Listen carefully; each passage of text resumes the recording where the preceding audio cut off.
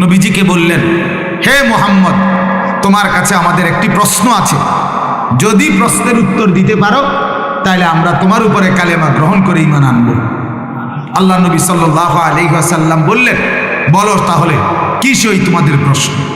তখন তারা জিজ্ঞাসা করল, হে মুহাম্মদ, বলো আল্লাহ যতগুলো কিতাব নাজিল করছেন এই পর্যন্ত সব কিতাবের মধ্যে আল্লাহর তাওহীদ মানে লা ইলাহা ইল্লাল্লাহ এই যে ঈমান, এই ঈমানের উপরে, এই তাওহীদের উপরে, এই একত্ববাদের উপরে সর্বশ্রেষ্ঠ সাক্ষ্য কোন বাক্যটা, কোন কথাটা, সেটা তুমি বলো। আইয়ু শাহাদাতে আযম, সর্বশ্রেষ্ঠ সাক্ষ্য আল্লাহর পক্ষ থেকে আসমানি কিতাবে কোনটি সর্বশ্রেষ্ঠ সাক্ষ্য?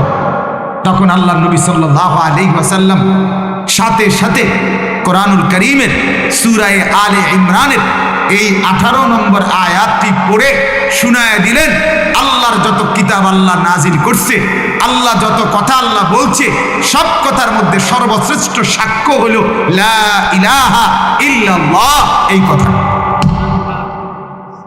এটাই শ্রেষ্ঠ কথা, এটাই সবচেয়ে দামি বস্তু, এটাই সবচেয়ে দামি সম্পদ, এটাই সবচেয়ে বড় নিয়ামত, এটাই সবচেয়ে ওজনদার কথা। সুবহানাল্লাহ। তখন এই কথা বলাতে, এই আয়াত পড়াতে ওই দুই ইহুদি আল্লাহর নবীর হাতে কালেমা পড়ে মুসলমান হয়ে গেছে। তাহলে এখন আপনি এবারে অল্প কিছু কথা বোঝেন।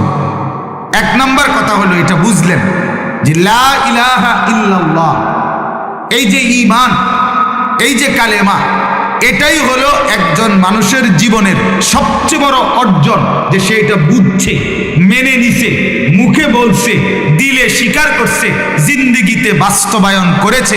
আল্লাহর কসম, এটাই হলো 7 আসমান ও জমিনের মধ্যে তার জীবনের সবচেয়ে বড় নিয়ামত।